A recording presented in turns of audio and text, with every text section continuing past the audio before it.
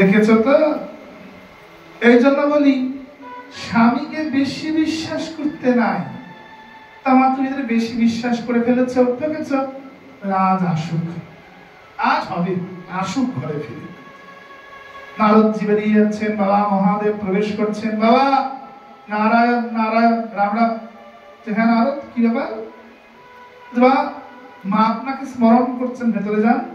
হ্যাঁ নারদ, তুমি যখন কৈলাসের বাইরে বেরোচ্ছ, তা মা যে আমাকে স্মরণ করবে এতে কোনো সন্দেহ নয়। তুমি তো অঘটন ঘটন ঘটিয়েছি, তা কি অঘটনটা ঘটিয়েছ বাবা? কি অঘটনটা ঘটিয়েছ ওখানে গিয়ে? ভেতরে যান, ভেতরে গেলেই বুঝতে পারবেন আজ আপনার কপালে আছে। বাবা ভেতরে প্রবেশ করেছে, মা পার্বতী মহাদেবের মুখটা দেখেই মুখ ঘুরিয়ে নিয়েছে, দেখবো না।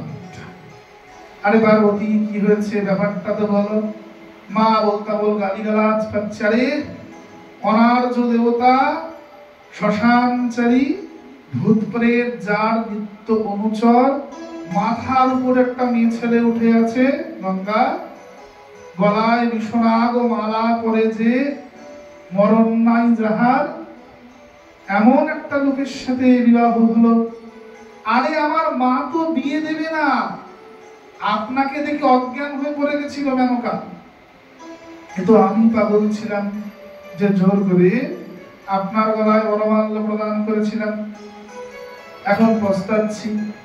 আরে পার্বতী ব্যাপারটা কি সেটা তো বলো। এখানে মানুষের অভ্যাস যে তারা আসল কথাটা পরে বলে, বাকি অন্য কথাগুলো আগে আবল তাবল বেশি করে বকে নেয়। তো মা পার্বতী ওদের থেকে আলাদা নন, মা পার্বতী বকে যাচ্ছেন। মহাদেব বলছে, আরে পার্বতী ব্যাপারটা কি সেটা তো খুলে বলো। ভাগ্যিস গুরুদেব এসেছিলেন, চোখটা খুলে দিয়ে গেছে, চোখটা বেশি খুলে দিয়ে গেছে। ব্যাপারটা কি সেটা বলো। তোমার গলায় পঞ্চমুণ্ডের মালাগুলো কি? ও এই ব্যাপার। আরে তো তোমারই মুন্ড, এ যে আমার প্রেমের প্রতীক, তোমার মুন্ডগুলি আমি আমার গলায় মালা করে ধারণ করেছি। হে পার্বতী, তুমি যতবার জন্ম নিয়েছ, যতবার এসেছ, কালী তারা ষোড়শী ভুবনেশ্বরী বগলা কমলা ছিন্নমস্তা রূপে তোমার মুন্ডগুলোই আমি আমার গলায় মালা করে ধারণ করেছি। মানে আমি মরেছি, কি মরণী? কেন মরণী? কেন মরণী? আমি অমর কথা জানি তাই। বাবা দারুণ প্রেম তো। প্রেমের প্রতীক রূপে আমি মরার পর আমার মুন্ডগুলো গলায় পড়েছ, আর আমাকে বাঁচাতে পারোনি, নিজে অমর কথা জেনে অমর হয়ে বসে তা আমায় শোনাওনি কেন এতদিন? পার্বতী অমর কথা যে শুনে সে অমরত্ব লাভ করে। হ্যালো, আমার মুন্ডু গলায় ঝুলিয়ে প্রেম দেখানো হচ্ছে, আর আমাকে অমর করার নামে নেই, তার বেলায় প্রেম নেই। বাহ, ভালো কথা, আমি অমর কথা শুনবো না। হে পার্বতী, এটি অসম্ভব, কারণ কৈলাসে কদাপি অমর কথা কীর্তন করা যাবে না। তাই নন্দী ভিরিঙ্গি আদি যারা আছে তারা সবাই অমরত্ব লাভ করে নেবে, সবাই অমর হয়ে যাবে। চলো বরঞ্চ তোমায় আমি তুষার তীর্থে নিয়ে যাচ্ছি। তুষার তীর্থ মানে কাশ্মীরে অমরনাথ, অমরনাথের বরফের গুহায় নিয়ে আসলেন মাকে। দেখো পার্বতী, আমার কিন্তু হরি কথা বলতে বলতে সমাধি লেগে যায়, আমার কিন্তু সমাধি হয়ে যায়। তুমি বারবার হুঙ্কার ছাড়তে থাকবে, বলতে থাকবে, নচেত কিন্তু আমার সমাধি লেগে গেলে আমি আর হরি কথা কীর্তন করতে পারবো না। পার্বতী বললেন, ঠিক আছে তাই হবে। এখন এ তো আর আমাদের হরি কথা না, বাবা মহাদেবের হরি কথা। আমাদের হরি কথা 6টায় শুরু হবে, 9টায় শেষ হবে, টাইম বেঁধে নিয়েছি। বাবা মহাদেবের হরি কথা যুগ যুগান্তর ধরে চলছে। বাবা মহাদেব হরি কথা কীর্তন করছেন, কয়েক যুগ কেটেছে। মা পার্বতী নাক ডাকিয়ে কঙ্কক করে ঘুমাচ্ছেন, আর শুকপক্ষী উঠতে উঠতে তুষার তীর্থের বরফের গুহার বাইরে গাছের ডালে এসে বসেছেন, আর কানে এই অমর কথা প্রবেশ হচ্ছে। আহা আহা, কি মধুরাদপি মধুর হরি কথা, কি অপরূপ সুন্দর কৃষ্ণ কথা। আহা আহা, কি মধুর হরি কথা। কিন্তু মা, এ তুমি কি করলে মা? তুমি ঘুমিয়ে পড়লে, বাবা যে হরি কথা বন্ধ করে দেবে মা, কি করি এখন, কি করি এখন? শুকপক্ষে মায়ের হয়ে হুঙ্কার ছাড়তে থাকছেন, শব্দ করছেন। মা কেন ঘুমিয়ে পড়েছেন? কুম্ভকর্ণের দুই পত্নী কিনা অলস্য আর নিদ্রা। কুম্ভকর্ণের মৃত্যুর পরে রামচন্দ্রকে জিজ্ঞাসা করলেন যে প্রভু, কে তোমার শ্রেষ্ঠ ভক্ত? প্রভু রামচন্দ্র বলেন, আর কে? যারা আমার হরি কথা শোনে, হরিনাম করে, হরি কথায় যায়, হরি কথা বলে, এরাই আমার শ্রেষ্ঠ ভক্ত। বলেন ঠিক আছে, আজ থেকে যেখানে যেখানে হরি কথার আসর হবে, হরিনামের আসর হবে, আমরা 203 দুই ভগ্নী অলস্য আর নিদ্রা আগে ভাগে সেখানে গিয়ে জায়গা করে নেব। তাই যেখানেই দেখবে হরি কথার আসর, কথা পান্ডাল, সেখানে নিদ্রা দেবী একদম আমাদের কাঁধে এসে ভর করে। তাই মাঝে মাঝে জয়কারা, রাধে রাধে বলে বারবার জয়কার করতে হবে, নাহলে নিদ্রা দেবী আমাদের মধ্যে এসে ভর করবেন। অতঃপর সুখমণিপাদ হুঙ্কার ছাড়তে থাকলো। এমন করে কয়েক যুগ কেটে গিয়েছে। কয়েক যুগ পরে মা পার্বতী একটু এপাশ থেকে ওপাশ ঘুরতে গেলেন। এপাশ থেকে ওপাশ ঘুরতে গিয়ে পার্বতীর নাকটা মহাদেবের হাঁটুতে একটু ঠোক্কা খেল। মায়ের ঘুম ভেঙে গেছে। আরে আরে আরে মহাদেব, অপরাধ করে ফেলেছি হে প্রতিপরমেশ্বর। তা কি অপরাধ করেছো হে পার্বতী? আমি একটু ঘুমিয়ে পড়েছিলাম, উদ্ধার করেছো। আমার কথা শুনবো, আমার কথা শুনবো বলে পাগল করে দিয়ে তুমি ঘুমিয়ে পড়েছো, উদ্ধার করেছো, বিশাল কাজ করেছো। তুমি না হয় ঘুমিয়ে পড়েছিলে, তাহলে হুঙ্কারটা ছাড়লো কে? এতক্ষণ হুঙ্কারটা কে দিচ্ছিল? তুমি না হয় ঘুমিয়ে পড়েছিলে পার্বতী। কারণ হুঙ্কার না দিলে আমি তো কদাপি অমর কথা কীর্তন করতে পারবো না, তাহলে আমার সমাধি লেগে যাবে। বলো, হুঙ্কার কে দিল? মহাদেব দেখলেন গাছের ডাল থেকে একটি পক্ষী উড়ে যায়। মহাদেব ত্রিশূল নিয়ে ছুটলেন পক্ষীটার পিছন পিছন।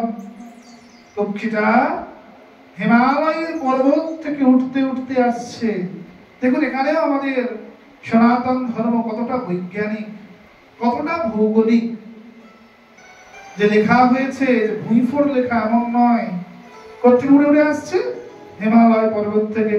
তাহলে যদি উড়তে উড়তে আসে এই পক্ষীটা কাশ্মীর হইতে উত্তরাখণ্ড থেকে নিচের দিকে, ঠিক মহামুনি বেদব্যাসেরই আশ্রম কোথায়? উত্তর কাশী, শ্যামাপ্রাস, সেখানেই আসতে হবে। তো পক্ষীটা সেখানে এসে দেখলো ব্যাসপত্নী বিটিকা গঙ্গায় দাঁড়িয়ে জল প্রদান করছেন। পক্ষীটা ব্যাসপত্নীর মুখ দিয়ে তার গর্ভের মধ্যে প্রবেশ করলো। গর্ভে প্রবেশ করেছে পক্ষী।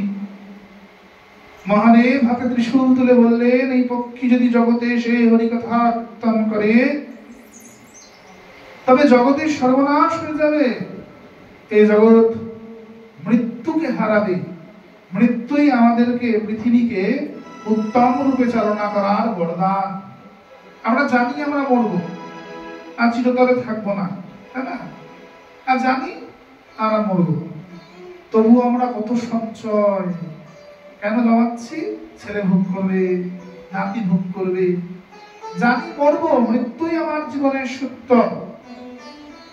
তৎসত্ত্বেও আমরা সারা জীবন কাল পাপ আর পাপে লিপ্ত থাকি। যদি জানতাম যে মরবো না, তাহলে যে কি করতাম তার কোনো ঠিক ঠিকানা নাই, তার কোনো হদিশ নাই। তাই মহাদেব ত্রিশূলটা তুলে বললেন, এই গর্ভস্থ সন্তানকে আমি গর্ভেই বধ করব। মহাদেব ত্রিশূলটা হস্তে তুলে নিয়েছেন। ব্যাস ভগবান দূর থেকে দাঁড়িয়ে দেখলেন, আর দেখলেন যে আমার যে পুত্র, আমার পত্নীর গর্ভে যে আছে পাখিটা, কার মুখে হরি কথা শুনে এসেছে? মহাদেবের মুখে। এ জগতে কৃষ্ণ কথার শ্রেষ্ঠ বক্তাকে, মহাদেব শ্রেষ্ঠ শ্রোতাকে মাতা পার্বতী। শিব ভবানী সংবাদ। যত শাস্ত্র, বিষ্ণু পুরাণ হোক চাহে রামায়ণ, গোপাল সহস্রনাম হোক চাহে রাধা সহস্রনাম। রাধা সহস্রনাম দেখো একই শ্লোক দিয়ে শুরু হচ্ছে, দেব দেব জগন্নাথ ভক্তানুগ্রহ কারক। হে দেব দেব জগন্নাথ, হে মহাদেব, হে ত্রিলোকের নাথ, ভক্তদের অনুগ্রহ করে বলুন যে আপনি কার কথা দিনরাত চিন্তন করেন, কার নাম জপ করেন। মহাদেব বললেন আমি এমনিতে তো কৃষ্ণ নাম জপ করি, কিন্তু হে পার্বতী আরো একটি গোপনীয় রহস্য আছে। কি গোপনীয় রহস্য? বলেন আমি রাধা নাম জপ করি। বলেন কে রাধা? বলেন তিনি পরমাত্মিকা, তিনি আমার আরাধ্যা দেবী রাধা পরাতৃপ্তা চতুর্বর্গ প্রধারিণী ওম শ্রী রাধা রাধিকা কৃষ্ণ বল্লভা কৃষ্ণ সংযুতা। সকল শাস্ত্র, বৈষ্ণবরা যে শাস্ত্রই পাচ্ছে, যদি কেউ বলে যে আমরা বৈষ্ণব বলে আমরা দেবতাদের হীন চোখে দেখবো, আমরা দেবতাদের মানি না, আমরা শিব পার্বতী বুঝি না, আমরা গণেশ বুঝি না, শুধু রাধা কৃষ্ণই বুঝি, আসলে সে মূর্খ। আসলে সে কখনো গ্রন্থ পড়ে দেখে পেলে কোথা থেকে? সব মন্ত্রই তো শিব ভবানী সংবাদ। লিখলেন কে? লিখছেন শিবগণের যিনি অধিনায়ক গণপতি, তিনি লিখছেন। কোথা থেকে পেলাম আমরা তাহলে? অতঃপর বেদব্যাস ত্রিশূলটা তুলে মারতে যাবেন, মহাদেব ত্রিশূলটা তুলে মারতে যাবেন। বেদব্যাস সম্মুখে দাঁড়িয়েছেন, দাঁড়ান মহাদেব, কোনো মতে আমি আমার সন্তানকে হত্যা করতে দেব না, আমি কোনো মতে আমার সন্তানকে মারতে দেব না। কিন্তু হে মহাদেব, আপনি কেমন দেবতা? যত্র রমণী পূজ্যতে রমন্ত্রে তত্র দেবতা। যেখানে নারীরা সুরক্ষিত থাকে, যেখানে রমণীরা পূজিতা হন, চিরকাল সেইখানেই দেবতারা বিচরণ করেন। তো আপনি দেবাদিদেব হয়ে এক নারীর উপর অত্যাচার করছেন, তাও তিনি কেমন নারী? তিনি গর্ভবতী নারী, তিনি গর্ভবতী রমণী। আর দেবতাদেরও দেবতা হয়ে এক গর্ভবতী রমণীর উপর অত্যাচার করছেন, ভ্রূণ হত্যা করতে যাচ্ছেন। কেমন দেবতা আপনি? কেমন দেবাদিদেব আপনি? হে বেদব্যাস, তুই বুঝতে পারছো না? এই সন্তান যদি জন্মগ্রহণ করে আর যদি হরিকথার প্রচার করে, এই জগতে জন্ম মৃত্যুর নিয়ন্ত্রণ বিনষ্ট হয়ে যাবে। তাই একে মারতেই হবে, একে বধ করতেই হবে। ছাড়ো আমায়। বেদব্যাস বললেন কদাপি নয়, যদি আমার পুত্রকে মারতে হয় তবে সবার আগে আপনি আমায় বধ করুন। মহাদেব ত্রিশূলটা নামিয়ে ফেললেন। তা কি করে সম্ভব? তুমি যে জ্ঞানাবতার, স্বয়ং ভগবানের জ্ঞানাবতারের উপরে আমি প্রহার করব কি করে? এ যে অসম্ভব। না, আমি তো তোমার উপর প্রহার করতে পারবো না হে বেদব্যাস। তাহলে আমি অভিসম্পাত করছি, আজ থেকে যে যেই অমর কথা শ্রবণ করবে সে আর অমরত্ব লাভ করবে না। সে কিভাবে কৃষ্ণ ভক্তির অমরত্ব লাভ করবে? বেদব্যাস বললেন, হে মহাদেব আপনার জয় হোক, বৈষ্ণবানাং যথা সম্ভব। মহাদেব কি? বৈষ্ণবের মধ্যে শ্রেষ্ঠ বৈষ্ণব। বৈষ্ণবানাং যথা সম্ভব।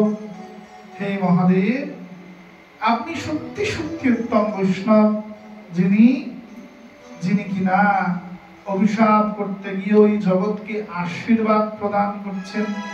দিতে গেলেন অভিশাপ, করলেন কি? আশীর্বাদ। এটা উঠে এটাকে সরিয়ে দাও না। দিতে গেলেন অভিশাপ, করলেন কি? আশীর্বাদ। কি আশীর্বাদ করলেন? যে সে আর অমরত্ব লাভ করবে না, সে কৃষ্ণ ভক্তির অমরত্ব প্রাপ্ত হবে, সে কৃষ্ণ ভক্তির অমরত্ব পাবে। তো ওই অমরত্ব নিয়ে করব কি? ওই অমরত্ব নিয়ে হবে কি জীবনে আমাদের? অসুররাও তো অমর, এক একবার করে এক এক দৈত্য তারা আক্রমণ করে। দেবতারা অমরত্ব পাওয়া সত্ত্বেও দৈত্যদের অত্যাচারে স্বর্গলোকের অধিকার হারান। তাহলে অমরত্ব নিয়ে কি হবে? যেখানে পালিয়ে বেড়াতে হবে? বলছে কৃষ্ণ ভক্তির অমরত্ব লাভ, যে অমরত্ব লাভ করলে জীব গোবিন্দ চরণ কমল প্রাপ্ত হবে। এই বলে বেদব্যাসজি গমন করলেন। এইভাবে 16টি বছর অতিক্রান্ত হল। সন্তান জন্ম। বিটিকা বললেন, আমি আর সহ্য করতে পারছি না। 16টা বছর ধরে গর্ভ যন্ত্রণা আমি আর সহ্য করতে পারছি না স্বামী। মনে হয় আমার প্রাণ ত্যাগ হবে, আমি তো প্রাণে মারা যাব, কিছু ব্যবস্থা করুন। বেদব্যাস গর্ভস্থ সন্তানকে বললেন, ওহে পুত্র, তুই বেরিয়ে আসছো না কেন? তোমার মা কষ্ট পাচ্ছেন। তুই কেমন পুত্র হে, তুই নিজের মাকে কষ্ট প্রদান করছো, বেরিয়ে আসো। গর্ভের সন্তান বললেন, না আমি বেরোবো না। কেন? কেন বেরোবে না? যদি বেরোই ভগবানের মায়া আমাকে স্পর্শ করবে। আমি তোমায় কথা দিচ্ছি, মায়া তোমাকে স্পর্শ করবে না। বেরিয়ে এসো। কে তুমি? আমি মহামুনি বেদব্যাস। আমি তোমার পিতা কৃষ্ণ দ্বৈপায়ন বেদব্যাস। গর্ভের সন্তান অট্টহাস করে হেসে উঠলেন। দেখি পুত্র, তুই হাসছো কেন? আমি কি এমন বলেছি তুমি হেসে উঠলে? তুমি আমাকে বিদ্রুপ করছো, তুই হাসছো কেন পুত্র? হাসবো না, হাসবো না। যিনি নিজেই সম্যক রূপে মোহের গর্তে বিরাজ করছে, যিনি নিজেই পূর্ণ রূপে মায়াগ্রস্ত, তিনি আমায় প্রতিশ্রুতি দিচ্ছে যে মায়া আমাকে স্পর্শ করবে না। আপনি কি পরিচয় দিলেন নিজের? আপনি পরিচয় দিলেন তোমার পিতা।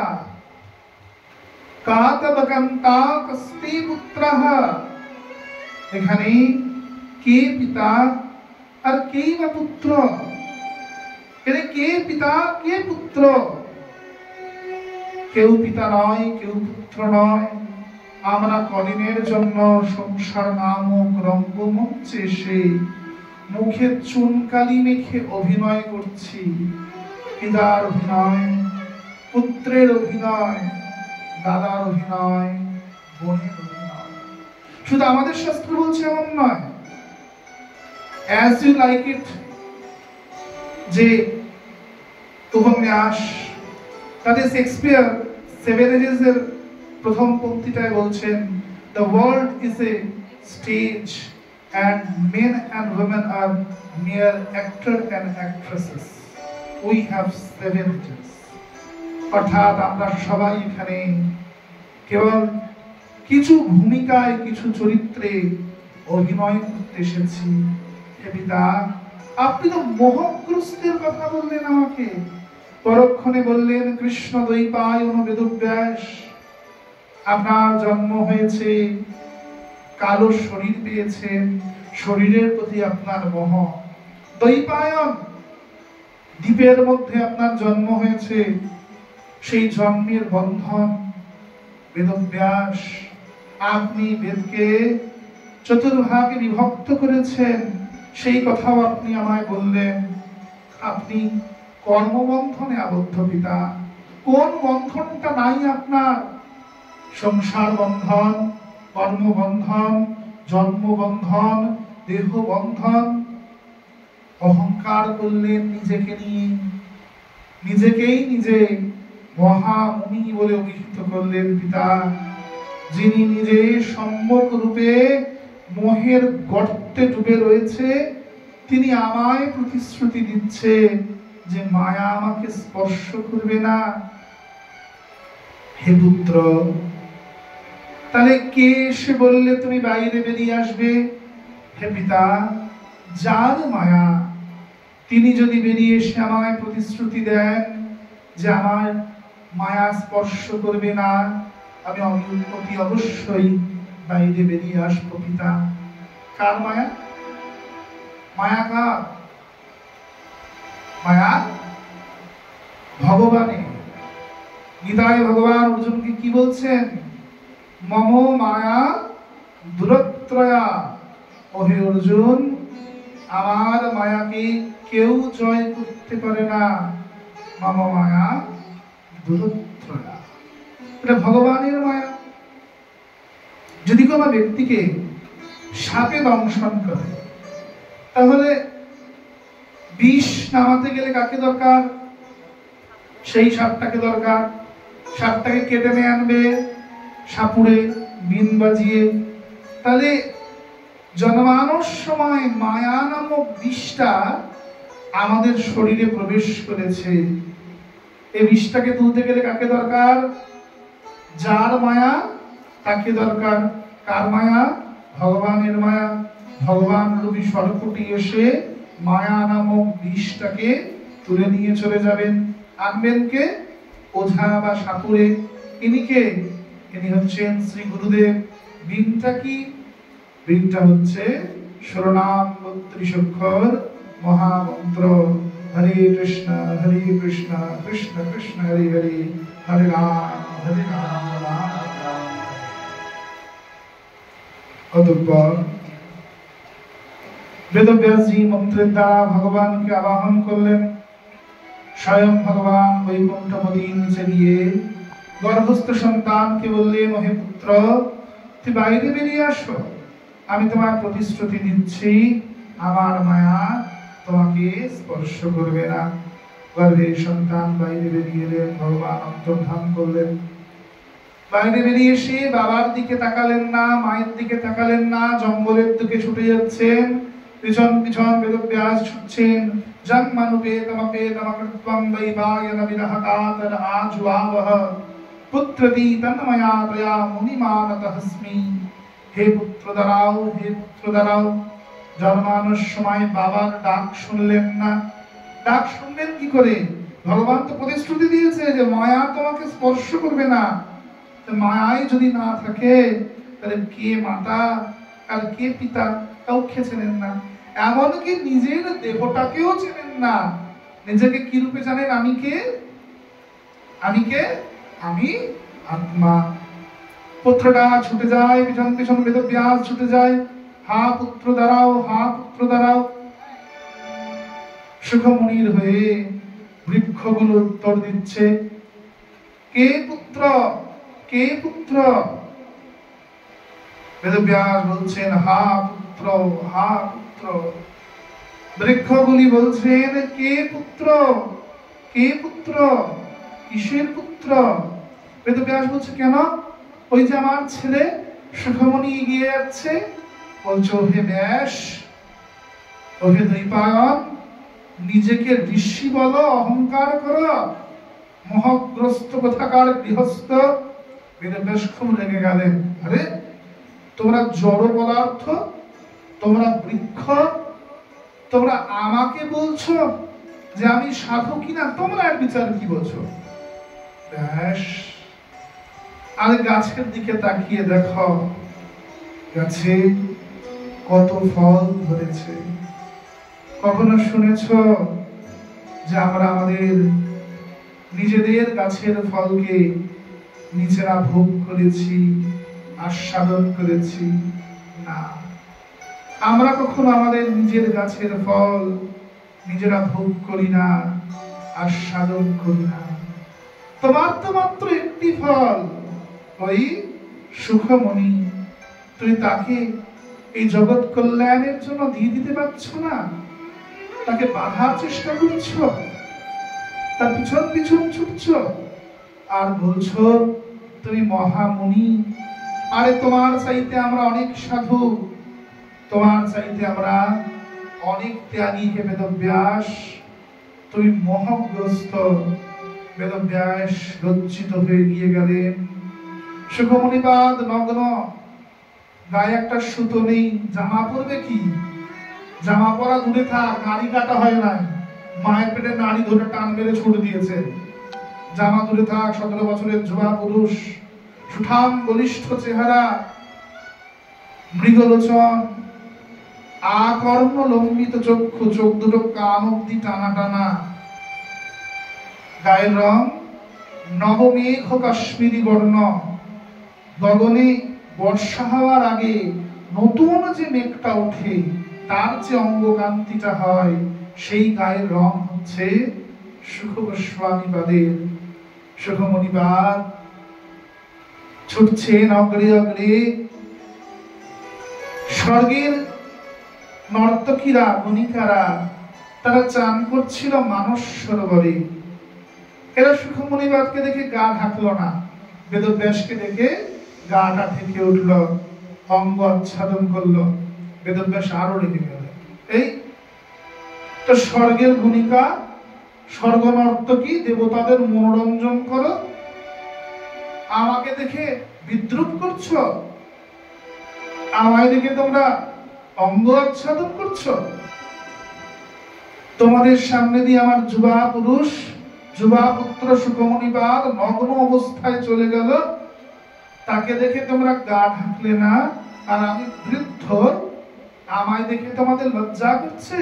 আর আমি সবস্ত্র, আমার পুত্র তো নির্বস্ত্র ছিল, আমি তো সবস্ত্র, গায়ে আমার কাপড় আছে, আমাকে দেখে তোমাদের লজ্জা করছে, আমার ছেলেকে দেখে তোমাদের লজ্জা করলো না।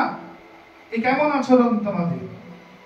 রমণী গেলে বলে উঠলেন, হে বেদব্যাস, আপনাকে অপমান করার বিন্দু বিসর্গ ইচ্ছা আমাদের নাই।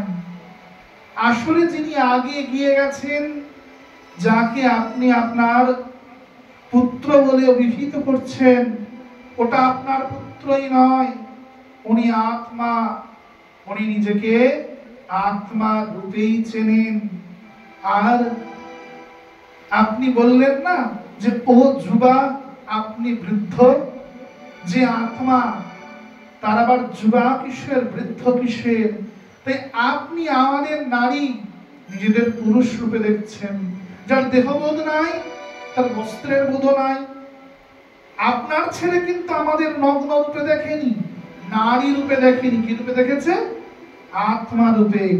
আপনি আমাদের নারী রূপে নিজেকে পুরুষ রূপে, আমাদের নির্বস্ত্র রূপে নিজেকে সবস্ত্র রূপে দেখলেন। তাই আপনাকে দেখে লজ্জা হলো, আপনার পুত্রকে দেখে আমাদের লজ্জা আসলো না। বেদব্যাস লজ্জায় পরিত্রাণ হয়ে ফিরে আসলেন। শিষ্যদের শিখিয়ে দিলেন, শোন, তোরা যখন জঙ্গলে কাঠ কাটতে যাবি, জঙ্গলে গিয়ে দেখে একটা ভূত আছে, ভূতটা তোদের কোনো ক্ষতি করতে পারবে না, তোরা ভূতটার চারিপাশে ঘুরবি ফিরবি, আর আমি একটা মন্ত্র শিখিয়ে দিচ্ছি, এই মন্ত্রটা জপ করবি। তো শিষ্যরা সুখমণিপাদের আশেপাশে ঘুরে আর ওই মন্ত্র জপ করে।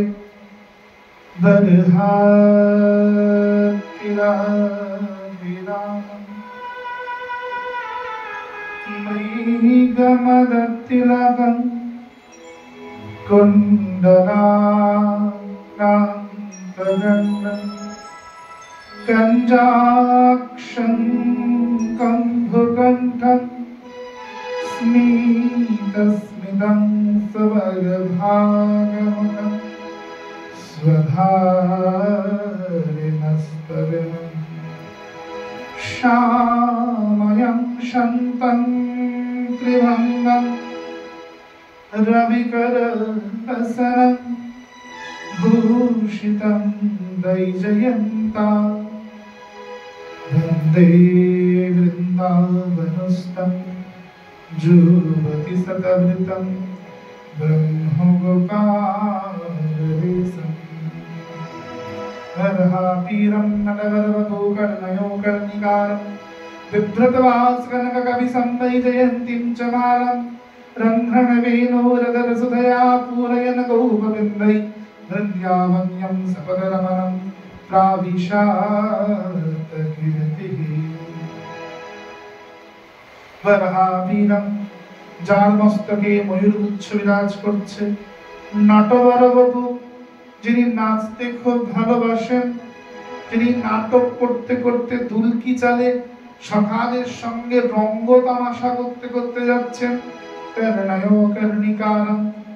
কর্ণিকার ফুল মানে থোকাটা হল, বৃন্দাবনে একটু অন্যরকম দেখতে হয়, ওটা কানের মধ্যে ওপরে গুঁজেছেন, আর এদিকে সখাদের দেখিয়ে বলছেন দেখতো সখা কেমন লাগে, আর ফুলটাই কান থেকে জানিয়ে বলছেন দেখতো সখা আমায় কেমন লাগে। চাইলে তো দুটো কানে দুটো ফুল দিতে পারতেন, মিটিয়ে তো ঝামেলা, দেন না। রসিকেন্দ্র চূড়ামণি রসিকতা করতে করতে একই ফুল একবার এই কানে একবার ওই কানে করে সখাদের সঙ্গে রঙ্গ তামাশা করতে করতে যাচ্ছেন।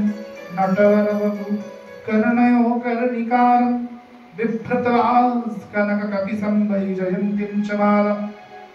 অঙ্গের বসনটা কেমন? বিভ্রতবাস, তো অদ্ভুত রং। সূর্য যখন সকালে গগনে উদিত হয় তার রং কি থাকে? কেউ বলবে হলুদ, কেউ বলবে কমলা, কেউ বলবে সোনালী। আমরা এক্সাক্ট কি বলতে পারি সূর্যের একটা রং থাকে না। কেমন কান্তিটা? বিভ্রত, অদ্ভুত। ভগবানের বসনটাও ঠিক তেমন বিভ্রতবাস কনক কপিসম। গলাটা কেমন? গলাটা হচ্ছে পাখির মতন কপি, অর্থাৎ এরকম করতে করতে বিভিন্ন ফুলকি চালে ধীরে গ্রীবার নর্তন করতে করতে যিনি হাঁটছেন। বিভ্রতবাস কনক কপিসম বৈজয়ন্তীম চ মালম। গলার মধ্যে যার বৈজয়ন্তী মালা বিরাজ করছে। গলায় কি বিরাজ করছে? বনমালা, বৈজয়ন্তী মালা। ভগবান আরেক নাম কি? বনমালী। কি নাম? বনমালী। বনমালী গো পরজন্মে হইও রাধা। তা বনমালী মানে কি? যিনি বনের মালী, তাই তো? বনমালী মানে কি? যিনি বনের মালী। কৃষ্ণ কোন বনের মালী ছিলেন? বনমালী মানে কোন বনের মালী ঠালি নয়, যিনি গলায় বনমালা ধারণ করেন তাকে বনমালী বলা হয়। তা বনমালী মানে কি বললাম? যিনি গলায় বনমালা ধারণ করেন তাকে তাকে বনমালী বলে। গলায় বনমালা পরেছেন। বনমালা কাকে বলে? 5 রকম ফুল এবং 5 রকম পত্রের দ্বারা নির্মিত মালা। যে মালাটা আজানুলম্বিত, হাঁটু ছাড়িয়ে যে মালাটা দুলছে তাকে কি বলে? বনমালা বা বৈজয়ন্তী মালা বলে। বৈজয়ন্তীম চ মালম রন্ধ্রনে বেণুরধর সুধয়া। হাতে বেণুটা ধারণ করেছেন আর বেণুর পুটে অধর সুধা ঢেলে দিচ্ছেন। রন্ধ্রনে বেণুরধর সুধয়া পূরয়ন গোপবৃন্দাই। আর গোপীরা মনে মনে বেণুকে নিজের সতীন মনে করছেন, যে দেখো দেখো যে অধর সুধা আমাদের পাওয়ার কথা ছিল, সেই অধর সুধা গোবিন্দ বেণুর সম্পুটে ঠেলে দিচ্ছেন। রন্ধন বেণুরধর সুধয়া পূরয়ন গোপবৃন্দাই। বৃন্দাবন্যম সপদরমণম প্রবিশারতকীর্তি। বৃন্দাবনে যিনি নগ্ন চরণে গমন করছেন, যার চরণে পাদুকা নাই, চরণে যিনি কিছু করেননি। কেন? ব্রজগোপিকাদের চরণ রজকে তিনি পদদলিত করেন না। বৃন্দাবন্যম সপদরমণম প্রবিশারতকীর্তি। আর গোপসখারা ভগবানের বন্ধুরা পাশে দাঁড়িয়ে গোবিন্দের জয়গান করছেন। বৃন্দাবন বিহারী লাল কি জয়। সখারা ভগবানের জয় কীর্তন করছেন, জয়গান করছেন। আর কাঠুরিয়ারা ঘুরছে ফিরছে, আর এই কথা সুখমণিপাদের আশপাশে বারবার করে গান করছেন, কীর্তন করছেন। আর সুখমণির কান দিয়ে এই কথা বারবার প্রসব হচ্ছে, আর সুখমণির হৃদয়ঙ্গম হচ্ছে। আহা আহা আহা, এটা আমার জানা কথা। আরে এ তো সেই ব্রহ্ম, সেই নিরাকার নির্গুণ ব্রহ্ম, তিনি সাকার সগুণ হয়েছেন। যে নিরাকার নির্গুণ ব্রহ্মকে আমি দেখতে এলাম, তিনি সাকার হলেন। তা এত সুন্দর লীলা, তিনি রঙ্গ তামাশা করেন, তিনি নাচতে ভালোবাসেন, গলায় আবার মালা পরেন। দেখবো সেই ভগবানকে, কেমন দেখতে সেই ব্রহ্মকে। সুখমণিবাদ চোখটা একটু খুললেন, কিন্তু ব্রহ্মানন্দির ব্রহ্মানন্দ এমন যে সুখমণিবাদ আবার চোখটা বন্ধ করে ধ্যানস্থ হয়ে পড়লেন। শিষ্যরা এসে বেদব্যাসকে বললেন, গুরুদেব গুরুদেব জানেন তো, আজ ওই ভূতটা চোখ খুলে আমাদের দিকে তাকালো, আমরা মন্ত্র পাঠ করলাম, ভূতটা আবার চোখ বন্ধ করলো। বেদব্যাস বুঝলেন ওষুধে কাজ হয়েছে। এবার কি করতে হবে? ওষুধ কাজ করছে তো রোগ সারছে না, এবার কি করতে হবে? ওষুধের পাওয়ারটা, ডোজটা বাড়িয়ে দিতে হবে। হ্যাঁ, আগে প্যারাসিটামল 500 তখন 650 খাই, এরকম বিষয় আর কি। হ্যাঁ, এর ওষুধের ডোজটা বাড়িয়ে দিতে হবে। শোন, কাল থেকে তোরা আর এই মন্ত্রটা পড়বি না, আমি এখন যে মন্ত্রটা শিখিয়ে দিচ্ছি, কাল থেকে তোরা এই মন্ত্রটা পাঠ করবি। কাঠুরিয়ারা সুখমণিবাদের চারপাশে ঘুরে ফিরে আর বলে, ও পুতনা, ও হে পুতনা, তুই গোবিন্দকে দিলে কি? তুই গোবিন্দকে দিলে বিষ, পরিবর্তে কি পেলে? পরিবর্তে পেলে কৃপা। যাকে বিষ দিলে কৃপা পাওয়া যায়, তাকে সত্যি সত্যি ভালোবাসলে না জানি কত কি পাওয়া যায়। তাকে ভালোবেসে তো দেখো। আর সুখমণির বাদের কর্ণে কথাগুলো প্রবেশ হচ্ছে। আহা হা, সেই ব্রহ্ম, সেই অনাদিরাদি গোবিন্দ সর্বকারণ কারণ, তিনি এত কৃপাময়। তিনি বিষ দিলে কৃপা করেন, তিনি বিষ দিলে করুণা বর্ষণ করেন। তিনি এত কৃপাময়, তার এত করুণা।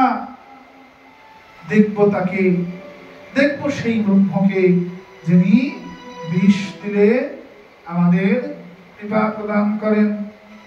সুখমণিবা উঠে দাঁড়ালেন, ছুটছেন, শিষ্যদের পেছনে, এই দাঁড়াও দাঁড়াও দাঁড়াও, কোথায় সেই ভগবান বিষ দিলে কৃপা করে? কোথায় সেই ভগবান মাথায় ময়ূরগুচ্ছ ধরে? কোথায় সেই ভগবান বাঁশি বাজায়? দেখিয়ে যাও, দেখিয়ে যাও। এরা তো ভাবছে ভূত, এরা ছুটছে গুরুদেবের কাছে, ত্রাহিমাম ত্রাহিমাম, হে গুরুদেব রক্ষা করুন, ভূতটা ছুটছে, কি দেখাবে আমাদেরকে? বেদব্যাসজি সামনে এগিয়ে গেলেন, দাঁড়াও, ছুটছো কেন? দেখবো সেই ব্রহ্মকে, সেই নিরাকার নির্গুণ ব্রহ্ম, তিনি নাকি সাকার সগুণ হয়েছেন। দেখবো সেই ব্রহ্মকে, সেই ভগবানকে, যিনি বাঁশি বাজান, সখাদের সঙ্গে গরু চড়ান, যিনি কৌতুক করতে, রঙ্গ করতে ভালোবাসেন, যিনি সুন্দর নাচতে পারেন, নটবর বেশ ধরেছেন। সেই নাটোয়ার চূড়ামণি, সেই নটবর নাগরকে আমি দর্শন করতে চাই।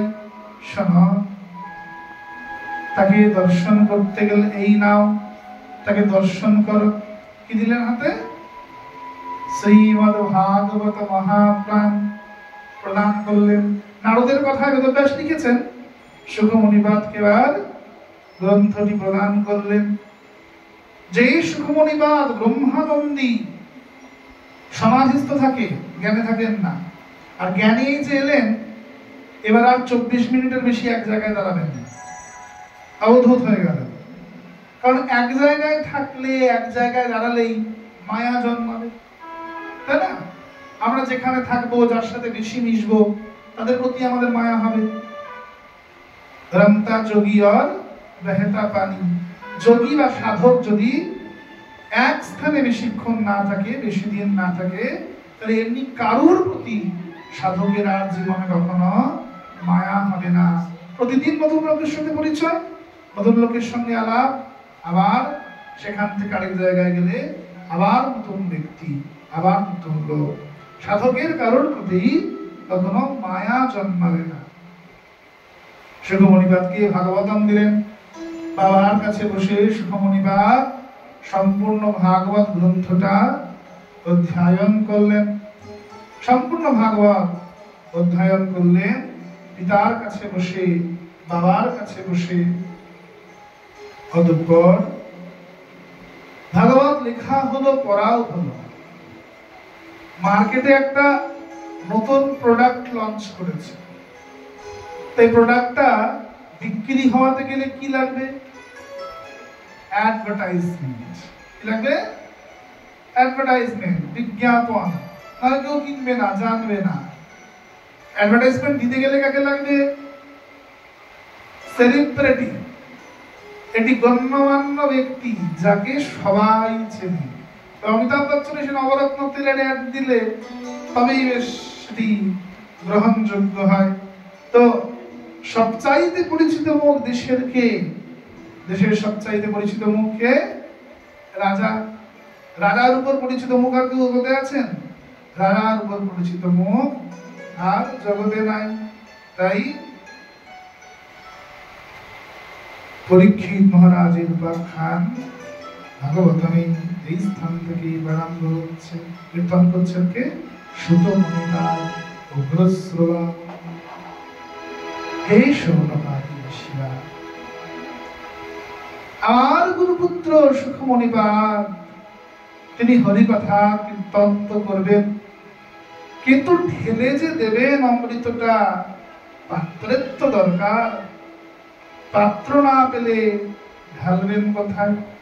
পাত্র না পেলে ঢালার জায়গা নাই। উত্তম পাত্রের দরকার, তবে তো ঢালবো, তবে তো জিনিসটা দেবো। না নেবে কি? গ্রহণ করবে কি? অতঃপর মহাভারতে যুদ্ধ কুরুক্ষেত্রে তখন শেষ। ওদিকে দুর্যোধন অনুভঙ্গ হয়ে পড়ে আছে আর আর্তনাদ করছে বারংবার। অশ্বত্থামা এসেছে, দুর্যোধন বলছে, ওহে দুর্যোধন, কি হয়েছে বলো? কেন আর্তনাদ করছো? অনুভঙ্গ হয়ে পড়ে আছো, প্রাণ ত্যাগ করছো না কেন? কেন অকারণে কষ্ট পাচ্ছ দুর্যোধন? প্রাণ ত্যাগ করো, প্রাণ ছাড়ো না। যতক্ষণ না পাণ্ডবদের রক্ত সন্নিত খড়গ দেখছি, এ প্রাণ ছাড়ো। কিন্তু তুমি কেন এখানে এসেছো? ছলনা করতে। সবাই আমাকে ছলনা করল। তোমার পিতা গুরুদ্রোণ, গুরু কৃপাচার্য, মামা শল্য, সবাই আমায় ছলনা করেছে।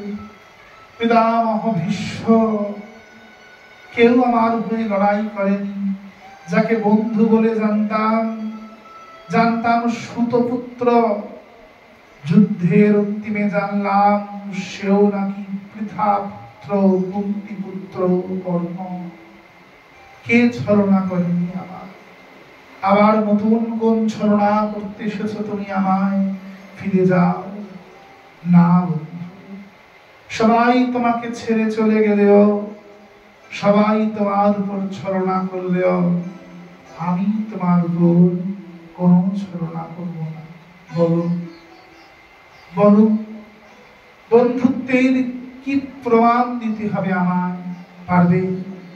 পারবে পঞ্চ পাণ্ডবদের রক্ত সন্নিত খড়গ আমাকে এনে দেখাতে পারবে? নিশ্চয়ই, নিশ্চয়ই দেখাবো। অশ্বত্থামা চললেন পাণ্ডবদের শিবিরে। রাত্রিকাল উপপাণ্ডবরা খেলা করতে করতে আজ নিজেদের শিবিরে, নিজেদের বিছানায় না ঘুমিয়ে নিজেদের বাবাদের শিবিরে, যার যার বাবাদের বিছানায় শুয়েছে। অশ্বত্থামা রাত্রিবেলায় ধূর্ত শৃগালের ন্যায় প্রবেশ করলেন শিবিরে। ধৃষ্টদ্যুম্ন ছিলেন পাহারায়, ধ্রুপদ পুত্র বললেন, আরে পাষণ্ড, আমার বাবার কাছে অস্ত্রবিদ্যা শিখে আমার বাবাকেই হত্যা করেছিস তুই? বলে সর্বপ্রথম দ্রৌপদীর ভাই ধৃষ্টদ্যম্নের মাথাটা কেটে ফেললেন অশ্বত্থামা। ধৃষ্টদ্যম্ন কার শিষ্য? দ্রোণাচার্যেরই শিষ্য। এর জন্মই হয়েছে কেন? দ্রোণাচার্যের মৃত্যুর জন্য। ধ্রুপদ রাজা বর চেয়েছিলেন কেন? পুত্র চেয়েছিলেন কেন? এমন পুত্র জন্ম নেবে যে পুত্র গুরু দ্রোণকে পরাস্ত করতে পারবে, গুরু দ্রোণকে প্রাণে মারতে পারবে। অতঃপর সেই স্থানে অশ্বত্থামা প্রবেশ করে ঘুমন্ত উপপাণ্ডবদের বধ করলেন, প্রাণে মারলেন। এদিকে দ্রৌপদী ছুটতে ছুটতে আসছে। মা তো আগেই বুঝতে পেরেছেন কিছু একটা সমস্যা হয়েছে। ছুটতে ছুটতে সে পুত্রদের শিবিরে গেলেন, দেখলেন পুত্ররা নেই। দ্রৌপদী হাহাকার করলেন। অর্জুন বলল, দ্রৌপদী, আরে পুত্ররা তো আমাদের শিবিরে শুয়ে খেলা করছিল বোধহয়। দ্রৌপদী ছুটে গিয়ে পুত্রকে সাগ্নিককে কোলে তুলে নিয়েছেন। যেই না কোলে তুললেন, ধরটা মুন্ডুটা খসে পড়ল দ্রৌপদীর কোলের মধ্যে। মুন্ডুটা খসে পড়ল দ্রৌপদীর অঙ্গে। অতঃপর দ্রৌপদী আর্তনাদ করে উঠল, হা পুত্র, হা পুত্র, হা পুত্র, হা পুত্র। এদিকে অর্জুন বললেন, যতক্ষণ না অবধি পাষণ্ড অশ্বত্থামাকে বেঁধে আনতে পারছি, ততক্ষণ আমি আমার মৃত পুত্রের দেহে অগ্নি প্রদান করব না, আগুন দেব না। অর্জুন ধরে আনলেন, অর্জুন বেঁধে আনলেন তাকে, অশ্বত্থামাকে। দ্রৌপদী বললেন, ছেড়ে দিন ওকে আর্য, ছেড়ে দিন। আরে ও যে গুরুপুত্র অবুদ্ধ, গুরুপুত্রকে বাধা যায় না, গুরুপুত্রকে মারা যায় না, ছেড়ে দিন, ছেড়ে দিন হে ওকে আর্য। ভীম বললেন, কদাপি নয়। যে আমার পুত্রকে বধ করেছে আমি কোনো মতে তাকে ছাড়বো না। অর্জুন, ওর ধরটা মাথা থেকে আলাদা করে দাও। কৃষ্ণ বললেন, ভীম ঠিক বলেছে, এর পাষণ্ডকে প্রাণদান করা যায় না। অর্জুন। দ্রৌপদী বললেন, কেশব, আপনি না গোব্রাহ্মণ মহিতায় আছেন, আপনি বলছেন ব্রাহ্মণ হত্যার কথা। আর এ তো গুরুপুত্র। শাস্ত্রে বলেছে, কৃষ্ণ রুষ্ট হলে গুরু রাখিবারে পারে, গুরু রুষ্ট হলে কৃষ্ণ রাখিবারে নারে। আরে এ আপনি কি বলছেন? কৃষ্ণ বলছে, হে দ্রৌপদী, ধন্য তোমার নাম হে যাজ্ঞসেনী পাঞ্চালী। নিজের উপর হয়ে যাওয়া অত্যাচার, অন্যায় সত্ত্বেও তুমি আজ প্রতিহিংসায়, প্রতিশোধের, প্রতিস্পৃহায় জ্বলন্ত অগ্নি নও। তুমি এখনো সহনশীল, তুমি এখনো সহ্য ক্ষমতা রাখো, তুমি এখনো ধর্মের কথা বলছো। আরে তাই জন্যই তো নিজের বোন সুভদ্রাকে আমার নাম দিইনি, তোমার নাম আমার নামে পড়েছে। তোমার নাম কৃষ্ণা হে সখী। তুমি সত্যি কৃষ্ণা, তুমি করুণা ঘন মূরতি হে দ্রৌপদী, তুই করুণা ঘন মূরতি। ছেড়ে দিন আর্য, ছেড়ে দিন অশ্বত্থামাকে। ভীম বললেন, হে যাদব, এটা তোমার রঙ্গ তামাশা করার সময় নয়। আমি পুত্রহারা, আমার পিতার বক্ষ কাঁপছে, আর্তনাদ করছে। বোঝেন পুত্রহারা পিতার শোক কাকে বলে বোঝেন? যেদিন আমার পুত্র ঘটোৎকচ মারা গেছিল, আমি সেদিনও আপনার ঠোঁটের করে হাসি দেখেছিলাম। আপনি বলেছিলেন যেটা নাকি আপনার রণনীতি, ঘটোৎকচকে না মারলে নাকি অর্জুনকে বাঁচানো যেত না, ইন্দ্রাস্ত্র প্রয়োগ করিয়েছিলেন আমার পুত্রের উপরে, বলি গেল আমার সন্তানটা। আর আজ কিসের রণনীতি? ঘুমন্ত পুত্রকে মারা হয়েছে আমাদের, আর্তনাদ করছি আমরা। আরে কিসের ধর্ম, কিসের গুরুপুত্র? কার কথা বলছেন? দ্রৌপদী বলছেন, ওহে আর্য, ভুলে যাবেন না, ভুলে যাবেন না গুরুদ্রোণের প্রতিটি ত্যাগের কথা ভুলে যাবেন না। গুরুদেব কত স্নেহ দিয়ে আপনাকে লালন পালন করেছে। গুরুমা কৃপির কথা ভুলবেন না। যে স্তনের উপরে কেবল অশ্বত্থামার অধিকার ছিল, মা কৃপি সেই স্তনটা পর্যন্ত আপনার সাথে ভাগ করেছে। হে আর্য অর্জুন, ভুলে যাবেন না মায়ের সেই ত্যাগের কথা। কেমন করে মারবেন তার পুত্রকে? ভুলে গেলেন তার স্বামী মারা গিয়েছে, তার কোনো আধার নাই। আরে আমার পঞ্চপুত্র মারা গেলেও আমার পঞ্চ স্বামী এখনো বেঁচে আছে, আমি এখনো নিরাধার হই নাই। কিন্তু মা কৃপি, ওনার যে স্বামী মারা গেছেন, এই পুত্রটাই ওনার সম্বল। না, ওনাকে মারা যায় না। কৃষ্ণ বলছে, দ্রৌপদী ঠিক। কিসের ঠিক হে যাদব?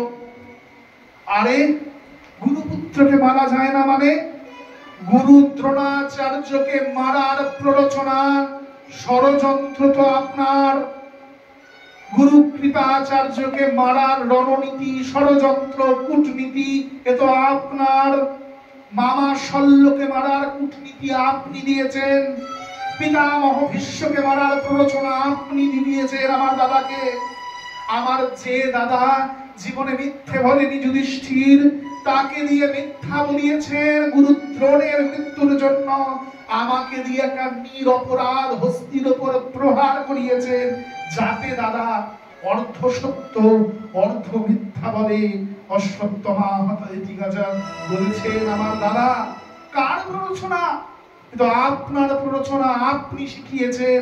আপনি ধর্মের কথা বলছেন, নিজে আমার গুরুদেবকে হত্যা করিয়ে কিসের ধর্মের কথা বলছেন আপনি আজ? ভীম, ওটা রণক্ষেত্র। রণক্ষেত্রে দাঁড়িয়ে কেউ পিতা নয়, কেউ পুত্র নয়, কেউ গুরু নয়, কেউ শিষ্য নয়। হাতে যে অস্ত্র তুলেছে সে তার সাথে একটাই সম্বন্ধ, ও আমার শত্রু। রণক্ষেত্রে দাঁড়িয়ে দ্বিতীয় কোনো সম্বন্ধ হয় না, শুধু শত্রুর সাথে যুদ্ধের সম্বন্ধ হয়। কিন্তু অশ্বত্থামা, সে আজ নিরাধার ব্রাহ্মণ, তার হাতে অস্ত্র নাই, কেমন করে বধ করবে তাকে? কিন্তু হ্যাঁ, এই রূপ পাষণ্ডকে কদাপি ছেড়েও দেওয়া যায় না। ওহে অর্জুন, ব্রাহ্মণের শিখা সূত্র পর্তন করাই ব্রাহ্মণকে মৃত্যুদণ্ড দেওয়া সমতুল্য বলে মানা হয়। অশ্বত্থামার শিখা সূত্র কর্তন করে দাও। অর্জুন অশ্বত্থামার শিখা সূত্র কেটে ফেললেন। অশ্বত্থামা ব্রহ্ম তেজহীন হয়ে পড়লেন। অর্থাৎ ব্রাহ্মণ যদি পৈতের পরে টিক্কি কেটে ফেলে, শিখা কেটে ফেলে, তিনি কদাপি ব্রাহ্মণ নয়। পৈতেটা দেখা যায় না, ষাটের ভেতর থাকে বলে পৈতেটা খুললাম নাই, ব্রাহ্মণ বলে অহংকার করলাম, উচ্চজাত হায়ার কাস্ট, মাথার শিখাটা কেটে ফেলেছি। কেন রাস্তায় দেখা যায়?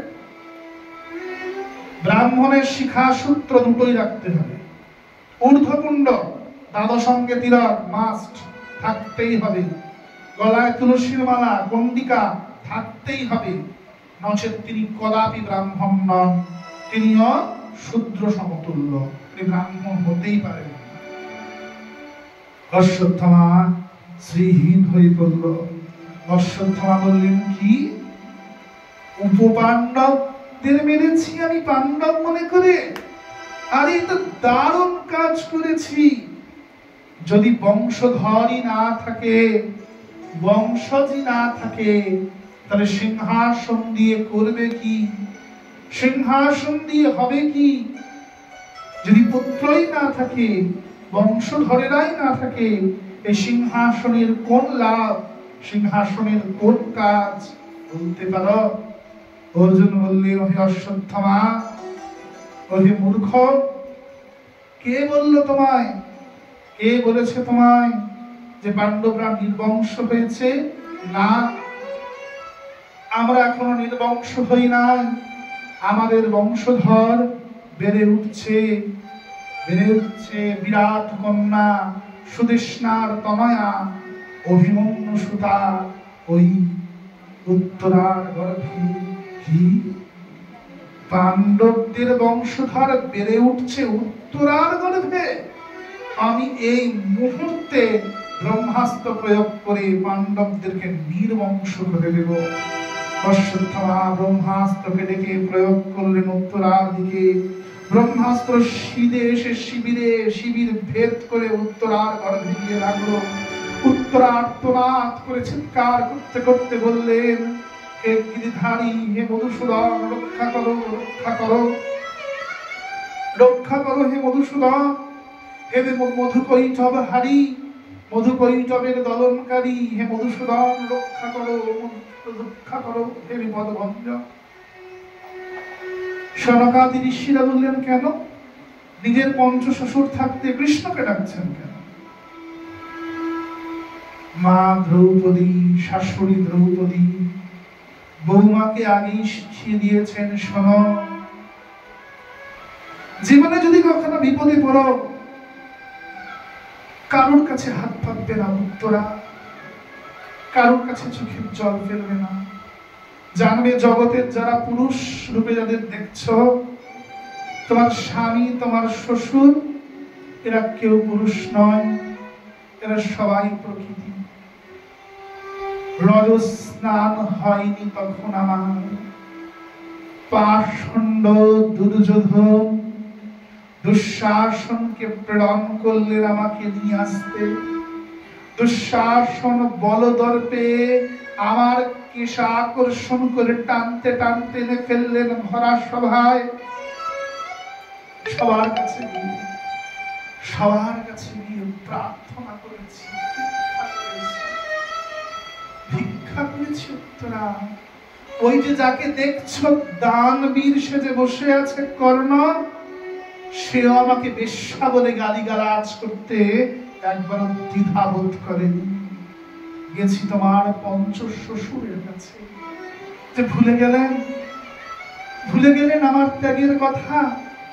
আরে যাতে আপনাদের একটি ভ্রাতাকে ছেড়ে বাকি 4 ভ্রাতাকে সন্ন্যাস নিতে না হয়, তাই আমি আমার নিজের জীবনটাকে যজ্ঞে পরিণত করেছি, যজ্ঞে পরিণত করেছি। দ্রৌপদীর সঙ্গে যারা নিজেদের তুলনা করেন, তারা আহাম্মক ছাড়া কিচ্ছু নয়। তারা দ্রৌপদীর চরিত্র সম্বন্ধে কিছু জানেন না। যে দ্রৌপদীর পঞ্চস্বামী থাকতে পারলে আমাদের থাকতে পারবে না কেন? ওরে মূর্খ, আমি গ্রন্থ পড়, আগে সনাতন শাস্ত্রকে জান। দ্রৌপদী একটি করে বছর কেবল একটি স্বামীর সঙ্গে সহবাস, পরের বছর তার সন্তান উৎপাদন, সন্তান জন্ম নেওয়ার পরে আবার অগ্নিতে প্রবেশ করে কৌমারিত্ব ফিরিয়ে আনা, নিজের ভার্জিনিটি ফিরিয়ে আনা, অতঃপর পরের স্বামীর কাছে আবার 1 বছরের জন্য যাওয়া। জীবনে কেবলই 5 বার পঞ্চস্বামীর সঙ্গে সহবাস ব্যতীত দ্রৌপদী আর কোনদিন কোন স্বামীর সোহাগ লাভ করতে পারবেন না। এই জীবনটা তো ব্রহ্মচারিণীর জীবন এক প্রকার। দ্রৌপদী এক প্রকার ব্রহ্মচারিণী বললেই চলে। জীবনের প্রকৃত সুখ কাকে বলে তিনি তো জানেন না। দ্রৌপদী আর্তনাদ করে বললেন, কি করিনি আপনাদের জন্য? আর আপনারা সবাই খুঁজে নিয়েছেন নিজেদের মনের মানুষ, কথা দিয়েছিলেন আমি ছাড়া আর বিবাহ করবেন না, আমি ছাড়া আর নাকি পত্নী হবে না আপনাদের। যুধিষ্ঠির বিবাহ করলেন দেবিকার বলাঙ্গনাকে, ভীম ভীম বিবাহ করলেন হিড়িম্বাকে, অর্জুন, উলুপি, চিত্রাঙ্গদা, সুভদ্রাকে। রইলাম বাকি বলে একা। আমার সুখের খবর রাখলো না কেউ। উত্তরা, পঞ্চ স্বামীর পত্নী আমি, ভারতবর্ষের পঞ্চ মহাবীর, একজন শ্রেষ্ঠ নৈয়ায়িক, ন্যায় শাস্ত্রের বিচারক, যিনি নাকি ধর্মরাজের অবতার, তিনিও ধর্ম করলেন না আমার উপর। নারীর প্রতি কেউ ধর্ম করে না, নারীর প্রতি কেউ সুবিচার করে না। ভীম শ্রেষ্ঠ গদাধর, সেও তার ধর্ম পালন করলেন। দাদা যুধিষ্ঠিরের আজ্ঞা পালন করলেন। তাদের ধর্ম বলে মনে হলো কাকে? দাদার আজ্ঞাকে। সপ্তপদীতে আমাকে দেওয়া শপথগুলো, যে আমি সারা জীবন তোমায় রক্ষা করব, তোমার স্বামী, সেই শপথ ভুলে গেলেন ভীম। আর যাকে দেখে, যার কৃষ্ণ বর্ণ, ওই রূপ দেখে মোহিত হয়ে গলায় বরমাল্য দিয়েছিলাম, যাকে বিবাহ করব বলে ধরা সভায় দাঁড়িয়ে চিৎকার করে বলেছিলাম, সুত পুত্রকে আমি কোনো মতে বিবাহ করব না, কর্ণ এই যজ্ঞে ভাগ নেওয়ার যোগ্য নয়, যেই সভায় দাঁড়িয়ে বলিষ্ঠ কণ্ঠে বলে উঠেছিলাম যে কর্ণ যদি আমাকে বিজয় করে, তার ভাগ কি করে দুর্যোধন পেতে পারে, কিন্তু অর্জুনও একই কাজ করলেন। গলায় মালাটা পরালাম যাকে, তিনি আমাকে ভাগ করে নিলেন তার 4টি ভ্রাতার সাথে। আমার সুখের কথা ভাবলেন না কেউ। ওহে উত্তরা, ওহে উত্তরা, যদি জীবনে কোনোদিন বিপদে পড়ো, এই জগতের কোন পুরুষের কাছে হাত পাতবে না। যদি হাত পাততেই হয়, তোমার মদন গোপালের কাছে হাত পাতবে, আমার গিরিধারী, আমার মধুসূদনের কাছে হাত পাতবে।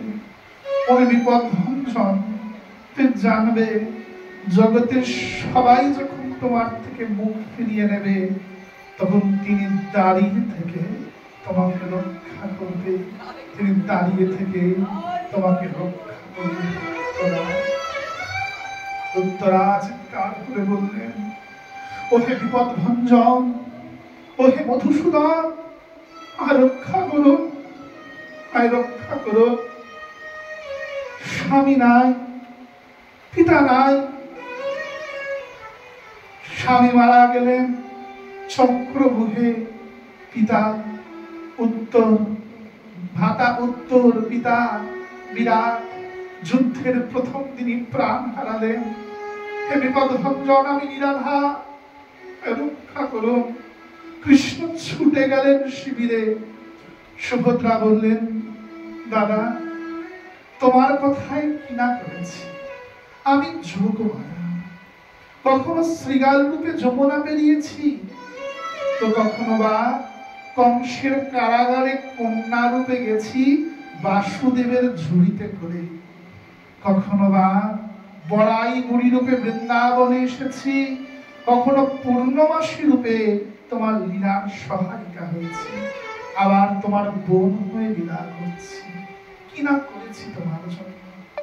আমার জীবনের প্রথম কোন চাহিদা, আমার বংশজকে রক্ষা করো। আমি যুগময়, আমার কোনো বংশ নেই আমি জানি, তবুও এই বংশের তো কুলবধূ আমি, আমার বংশকে রক্ষা করো দাদা। ভগবান বললেন, অভিবশ্যুত্থমা, ইতিহাসে যত যত পাষণ্ড জন্মগ্রহণ করেছে, তোমার মতো পাষণ্ড একটাও জন্মায় নাই অশ্বত্থমা। দন্তবক্র, শিশুপাল, হিরণ্যাক্ষ, হিরণ্যকশিপুর, রাবণ, কুম্ভকর্ণ, এরা কেউ তোমার মতো পাষণ্ড নয়। তুমি ভ্রূণ হত্যা করলে, গর্ভের সন্তানের উপর তুমি শেষে কিনা ব্রহ্মাস্ত্র প্রয়োগ করে দিলে। আর পাষণ্ড, তোমার বড় অহংকার তাই না যে তোমার মৃত্যু হবে না, তুমি মরবে না? যাও, আমি তোমার থেকে তোমার মৃত্যুটাই কেড়ে নিলাম। তা অভিশাপ দিচ্ছি, তুমি মরবে না, তুমি বেঁচে থাকবে। যতদিন না পৃথিবীর প্রলয় আসছে তুমি বাঁচবে। তুই অন্ধ হয়ে বাঁচবে, কুষ্ঠ রোগী হয়ে বাঁচবে। এই জগতের সবাই তোমাকে দেখে থুৎকার দেবে, ঘৃণা করবে তোমাকে দেখলে। হে অশ্বত্থামা, তবু তোমার প্রাণ থাকবে, তুমি বেঁচে থাকবে। তোমার বড় অহংকার না? তুমি মণি নিয়ে জন্মগ্রহণ করেছো, তোমার মণি আমি কর্তন করে নিলাম। ভগবান সুদর্শন চালিয়ে অশ্বত্থামা মস্তকের মণিটা কেটে ফেললেন। সেই মণি নিয়ে প্রবেশ করলেন উত্তরার গর্ভে, ব্রহ্মাস্ত্রকে ছেদন করলেন, গদা চালিয়ে মণিটা স্থাপন করলেন শিশুটির পর। রক্ষা পেল উত্তরার গর্ভ, যিনি আমাদের প্রত্যেকের মাতৃগর্ভে এসে আমাদের রক্ষা করেছেন।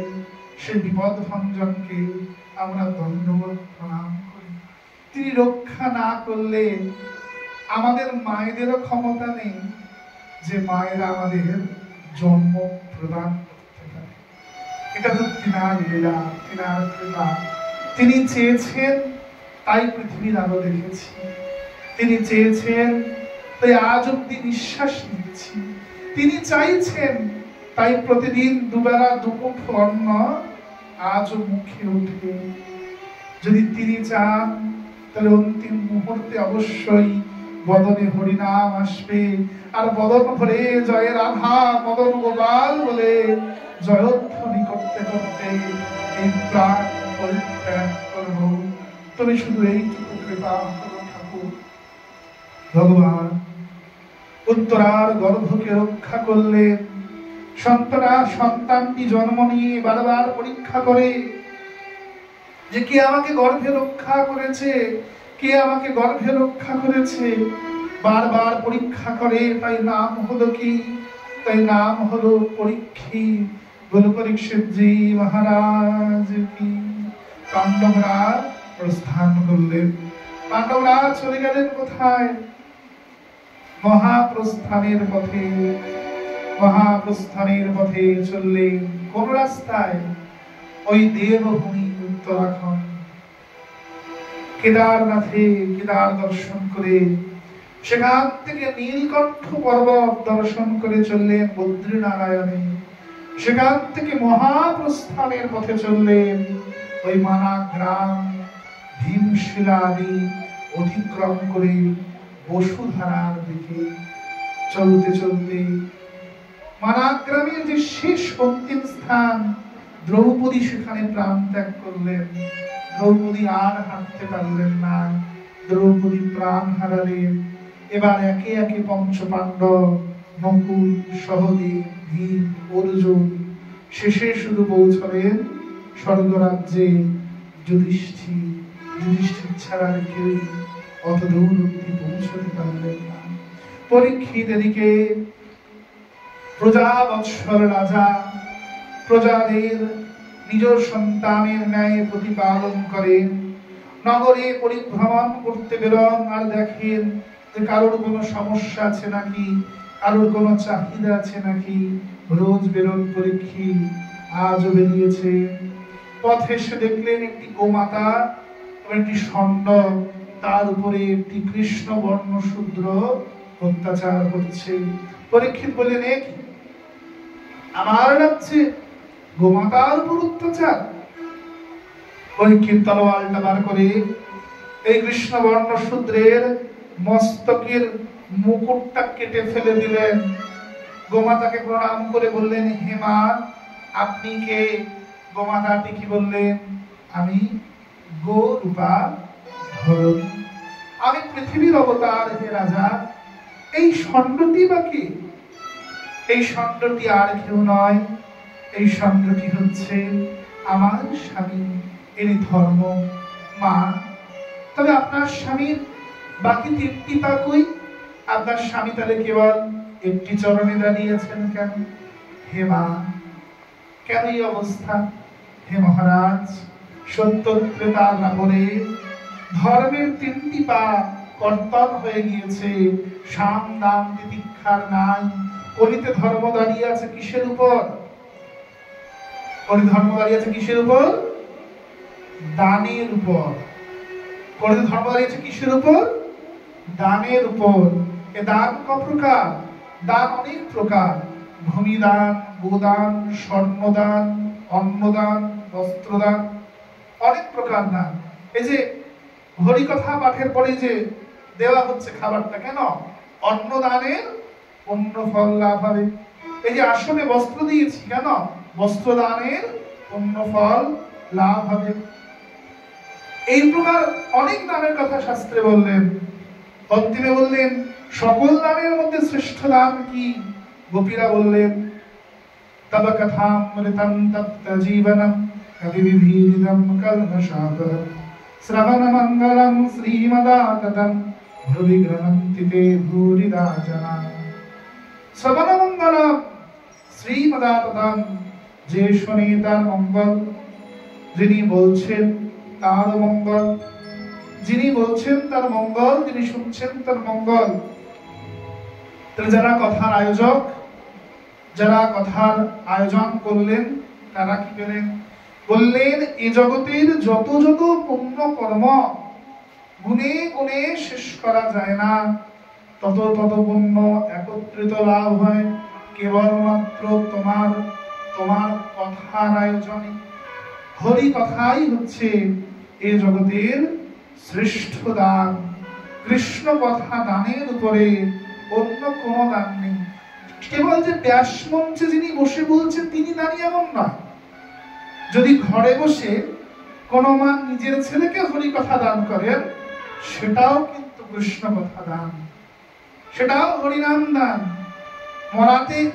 মরাকে শ্মশানে নিয়ে যাচ্ছে, সেখানে যিনি হরিনাম করতে করতে যাচ্ছেন, তিনিও কৃষ্ণ কথার কৃষ্ণ নামের দানী। যিনি দোকানে বসে হরিনাম করছে, কাস্টমার এসে দেখছে যে দোকানদারটা হরিনাম করছে, হরিনামটা শুনতে পাচ্ছে এই দোকানদারের মুখে, তিনিও কৃষ্ণ কথার দানী। কৃষ্ণ নাম দান, কৃষ্ণ কথা দানের উপরে ইহ জগতে অন্য কোন দান নাই মা, এটি শ্রেষ্ঠ দান। তাই সদা সর্বদা বদনে আমরা যেন প্রাণ ধরে মহামন্ত্র উচ্চারণ করতে পারি। হরে কৃষ্ণ কৃষ্ণ কৃষ্ণ হরে হরে, হরে রাম রাম রাম হরে। হে মা,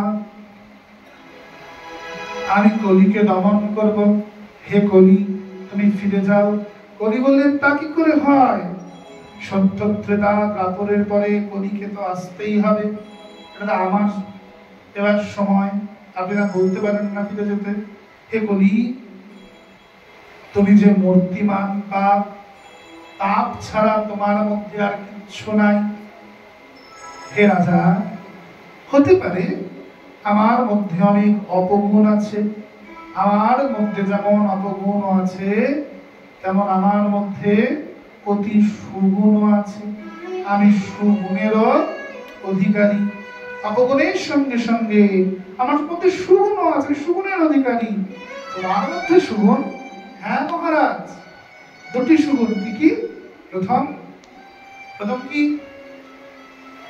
প্রথম হচ্ছে নাম সংকীর্তন দ্বারা গোবিন্দ লাভ।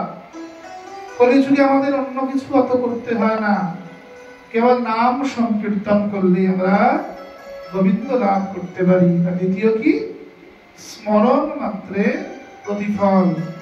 আমি যদি এখানে বসে মনে করি যে বৃন্দাবন বাস করছি, তাহলে আমার এখানে বসেই বৃন্দাবন বাসের প্রতিফল লাভ হবে। আমার মন পাখিটা যদি বলে যে আমি এখান থেকে পুরো বৃন্দাবন যাব, তো আমার এখানে বসেই বৃন্দাবনের পরিক্রমার প্রতিফল লাভ হবে। এটা কলির প্রভাব, কলির ধর্ম, কলির আমাদেরকে দেওয়া আশীর্বাদ। আমরা বসে আছি এখানে, যদি এখানে বসে আমরা মনে করি যে আমরা রাধা কুণ্ডের তটে কিংবা আমরা গিরিরাজ তটে বসে হরিকথা শ্রবণ করছি, হরিনাম করছি, তাহলে আমাদের এখানে বসেই রাধা কুণ্ডবাস বা গিরিরাজ তটবাসের প্রতিফল লাভ হবে। श्री राधे। जय निताई, जय निताई, जय श्री राधे।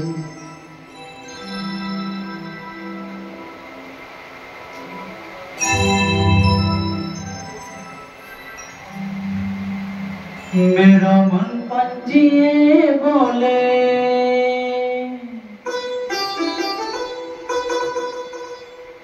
मेरा मन पंछिए बोले, कुलबिंद बन जाओ, ब्रज की लता पता में राधे राधे गाओ। मेरा राधे राधे गाओ, मैं शाम शाम गाओ। मेरा मन पंछिए बोले, मेरा मन पंछिए बोले, कुलबिंदा बन जाऊं, इसकी लत पता से राधे राधे गाओ। मैं राधे राधे गाओ, मैं शाम शाम गाओ। मैं राधे राधे गाओ, मैं शाम शाम गाओ।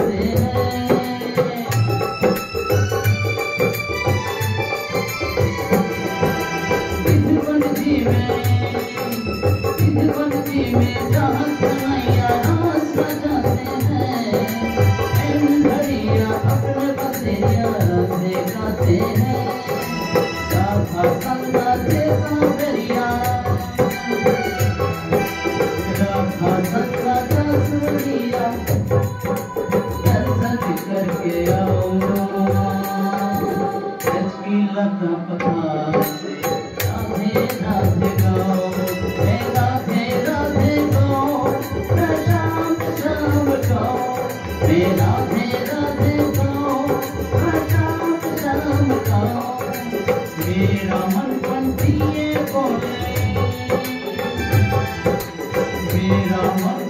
ये बोले तू बिगड़ा बन जाऊं लक्ष्मीला का पता राधे राधे गाओ राधे राधे गाओ शाम शाम गाओ वे राधे राधे गाओ शाम शाम गाओ वे राधे राधे गाओ शाम शाम गाओ वे राधे राधे गाओ शाम शाम गाओ। কলিযুগের অনেক অপগুণ থাকলে দুটি অতি সুগুণ। প্রথম হচ্ছে নাম সংকীর্তন দ্বারা গোবিন্দ নাম, দ্বিতীয় হচ্ছে স্মরণ মন্ত্রে প্রতিফল।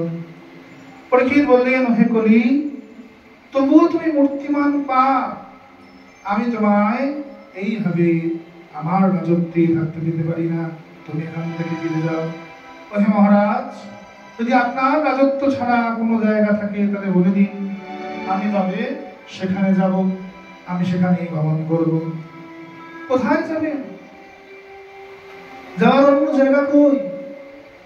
পরীক্ষিত মহারাজ তখন সার্বভৌম রাজা, পরীক্ষিত মহারাজ তখন সার্বভৌম রাজা। এই সপ্তধিপা ধরণীতে তিনি একমাত্র অধীশ্বর, একমাত্র রাজা। তখন সপ্তধিপা ধরণীর একমাত্র রাজা। তখন পরীক্ষিত বললেন, হে কলি, আমি তোমায় পঞ্চ জায়গায় স্থান দিচ্ছি, এই পঞ্চ জায়গা তুমি গ্রহণ করো, পঞ্চ জায়গায় তুমি বিরাজ করবে। পাঁচটি জায়গা কি দিলেন? প্রথম কসাইখানা, দ্বিতীয় সুরাখানা, তৃতীয় গণিকালয়, চতুর্থ জুয়াখানা, পঞ্চম স্বর্ণের মধ্যে, সোনার মধ্যে। প্রথম কোথায়? কসাইখানায়। তাহলে শুধু কসাইরাই কলি না? কলি কার কার মধ্যে আছে? বললেন, যিনি চাষ করছে।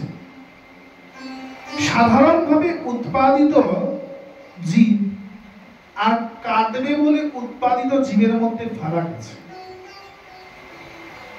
ওটা জোর করে ইনজেকশন দিয়ে জোর করে উৎপাদন করানো হয়।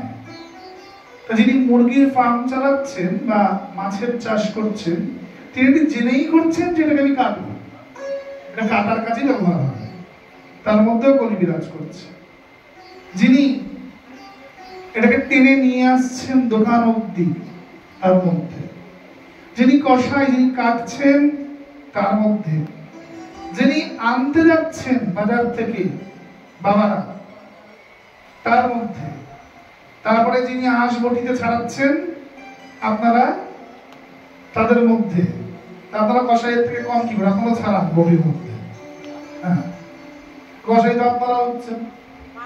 আর যিনি খাচ্ছেন, যিনি খাচ্ছেন, এই পঞ্চজনই সমান রূপে অপরাধী। এই পঞ্চজনের মধ্যেই সমান রূপে কলি বিরাজ করে। আর কোথায়? সুরাখানায়।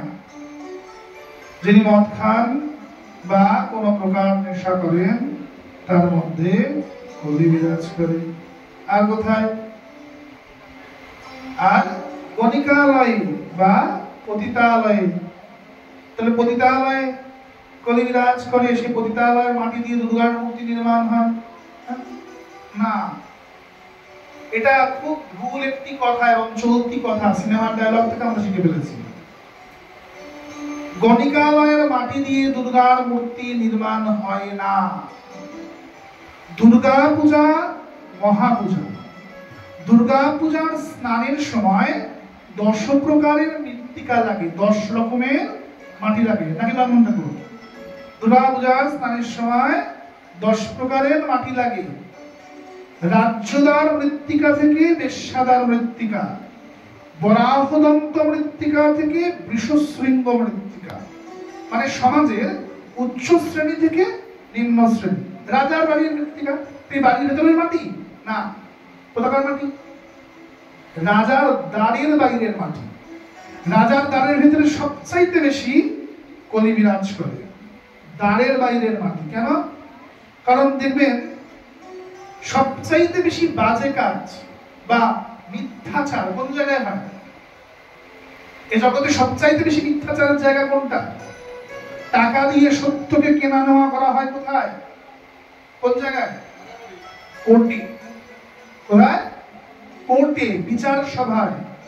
টাকা দিয়ে যেখানে, অর্থ দিয়ে যেখানে সত্যকে কিনে নেওয়া হয় আর মিথ্যাকে পেশ করা হয়।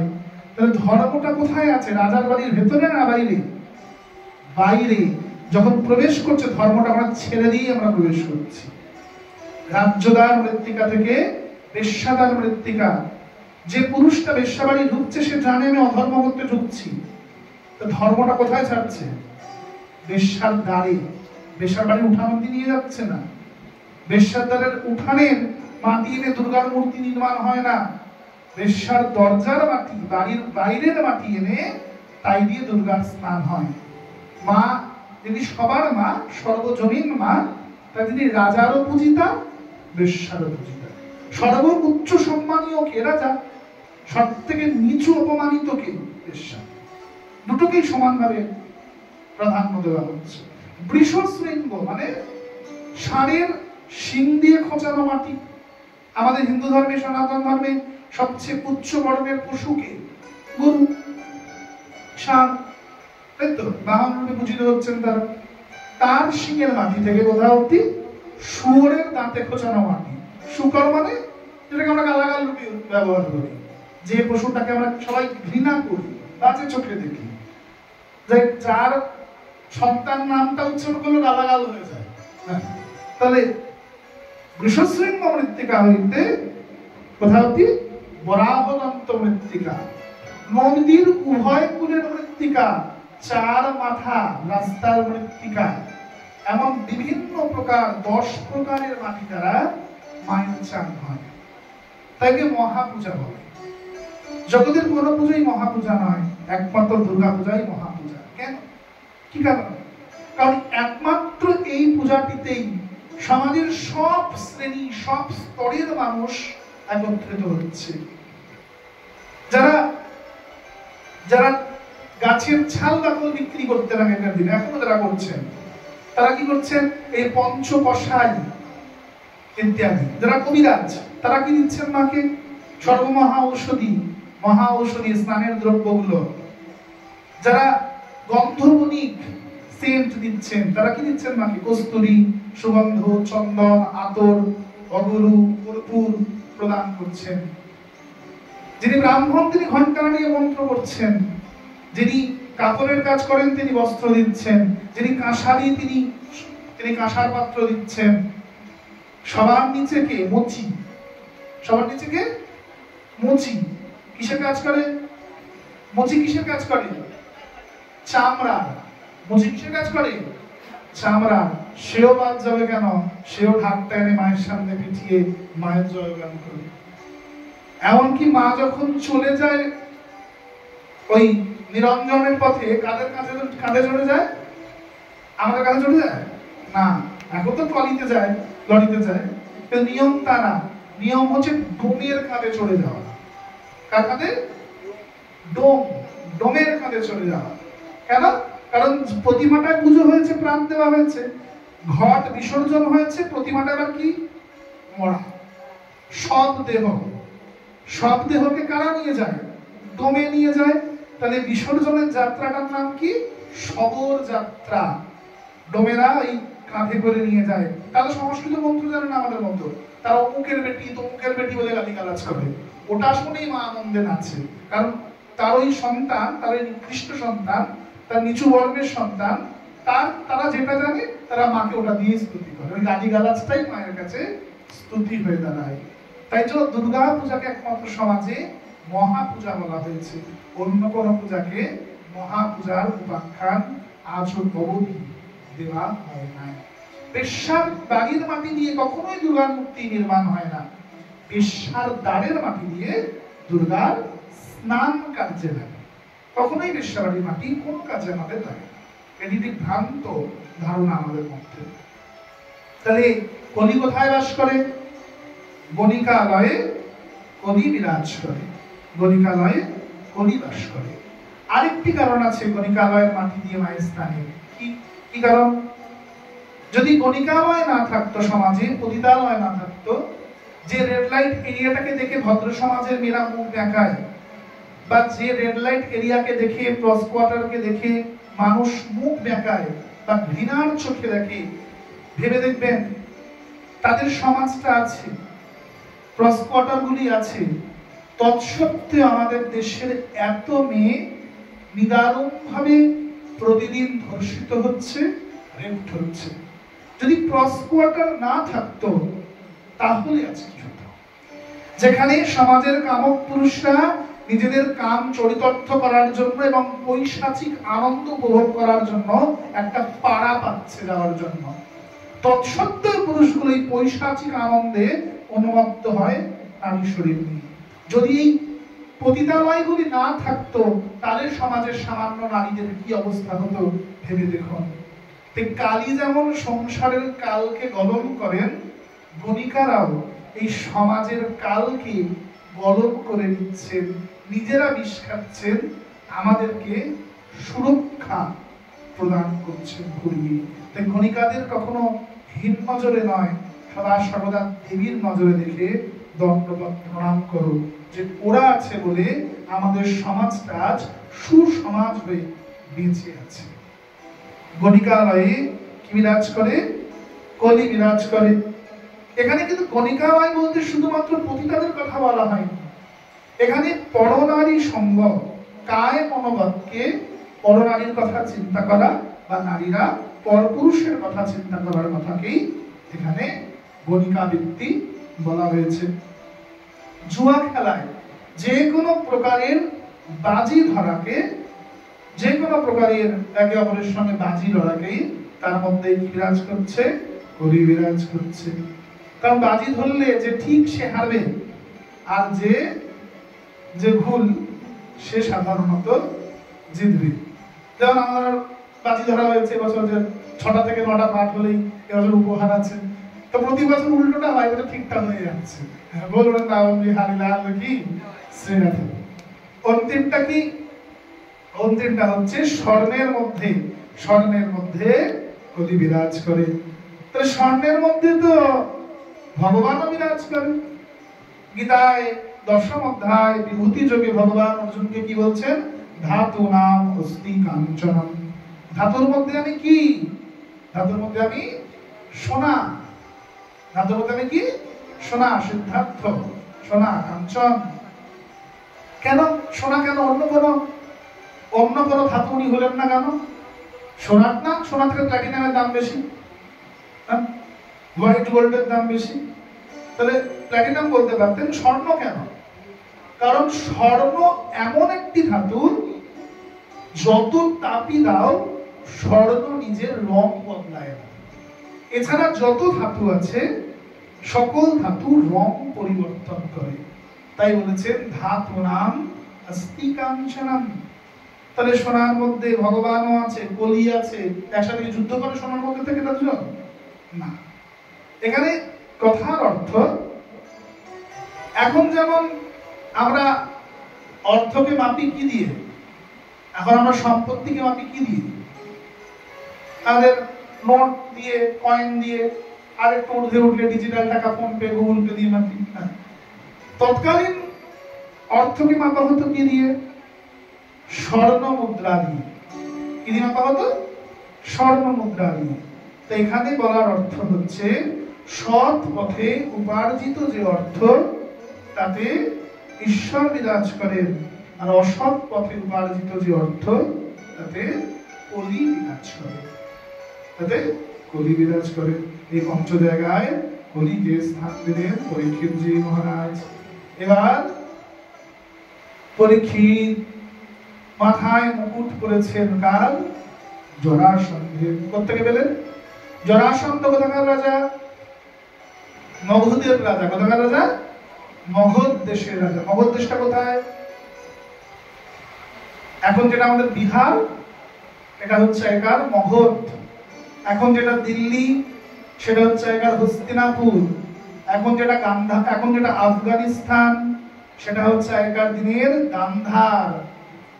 এখন যেটা মধ্যপ্রদেশ উজ্জয়ন মহাকালেশ্বর মন্দির যেখানে, সেটাকে শাস্ত্রে বলেছে অবন্তিকা, অবন্তী নগর। লক্ষ্মীর পাঁচালী বলেন না, লক্ষ্মীর বাচ্চার পাঁচালীতে অবন্তী নগরের উল্লেখ আসে না? অবন্তী নগরটা কোথায়? মধ্যপ্রদেশে অবন্তিকা। আর দক্ষিণ ভারতকে কি বলা হয়? দ্রাবিড়। আর আমরা যেটা থাকি এটা বরাবরই বঙ্গ, এবং পরবর্তীতে নাম হয় কি? গৌড়বঙ্গ। কি নাম হয়? গৌড়বঙ্গ। কেন গৌড়? এই যে গুড় দেখছেন, শর্করা গুড়, এই গুড়ের উৎপত্তি হয়েছে আমাদের বঙ্গদেশে। আমাদের আতিথেয়তা, এখন যেমন লোকে বাড়িতে গেলে চা দেয়, আমরা ব্রিটিশদের থেকে শিখেছি তো না, চা খাওয়াটা।